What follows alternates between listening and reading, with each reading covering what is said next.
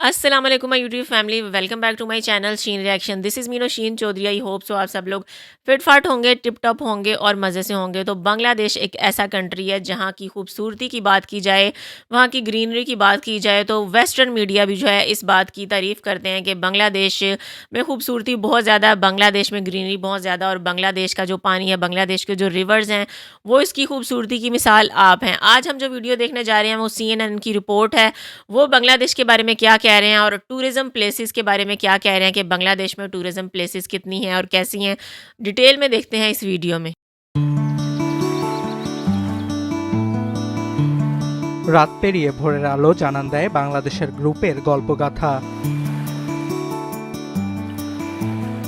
সূর্যের লাল আভা, পাখির কলকাকলি, নদীর কলতান কিংবা সোনালী রোদের হাসিতে যখন ভরে ওঠে ফসলের মাঠ, মনে হবে যেন কোনো শিল্পীর নিপুণ তুলিতে আঁকা কল্পনার রাজ্য এটি।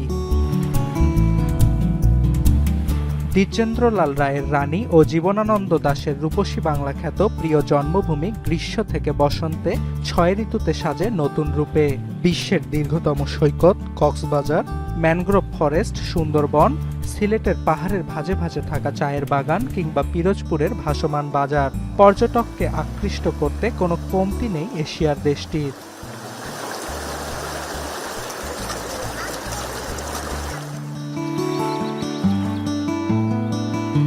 কিন্তু এত কিছুর পরও বাংলাদেশের সাম্প্রতিক বছরগুলোতে উল্লেখযোগ্য হারে বাড়েনি পর্যটক, জানিয়ে শুধু দেশের পর্যটন খাত সংশ্লিষ্টরাই নয়, উদ্বিগ্ন আন্তর্জাতিক গণমাধ্যমও। সম্প্রতি বাংলাদেশের পর্যটন খাতের মন্থর অবস্থা নিয়ে প্রতিবেদন প্রকাশ করেছে CNN। দেশের পর্যটন ব্যবসায়ী ও বিভিন্ন সময়ে ভ্রমণ করা বিদেশি পর্যটকদের সঙ্গে কথা বলে খুঁজতে চেয়েছেন সমস্যা ও এর বিপরীতে থাকা সম্ভাবনার কথা।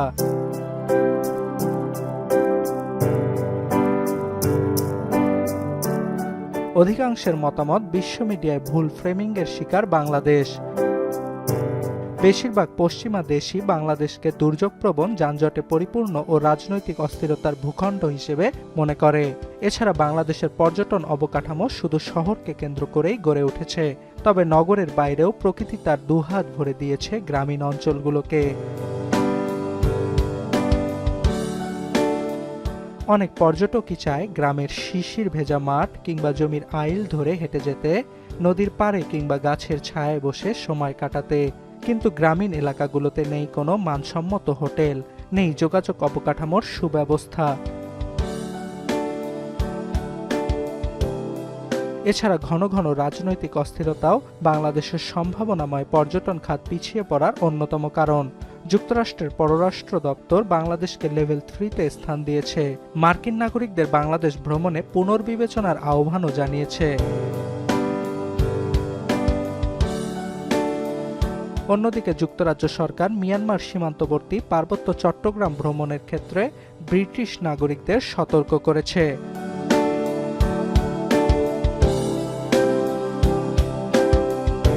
তবুও যারা বাংলাদেশ ভ্রমণ করেছেন তাদের কয়েকজনের সাক্ষাৎকার নিয়েছে CNN। সবার বর্ণনাতেই উঠে এসেছে বাংলাদেশ সফরের সুখস্মৃতি। পর্যটন খাতের বিকাশের নানা পরামর্শও দিয়েছে তারা। বাংলাদেশ ট্যুরিজম বোর্ডের তথ্যানুযায়ী 2024 সালে দেশে বিদেশি পর্যটক এসেছেন 6,60,000।